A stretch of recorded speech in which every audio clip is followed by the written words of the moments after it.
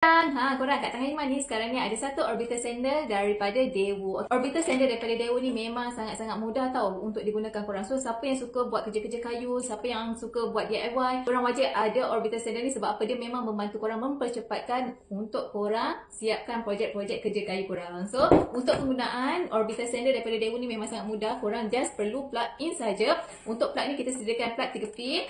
Okey, korang kat sini dia ada dua power. Kat sini adalah power on, kat sini adalah power off, dan lagi satu kita juga ada kawasan, ada bahagian untuk laraskan power dia. So sangat mudah untuk kegunaan dia. So korang just tekan on.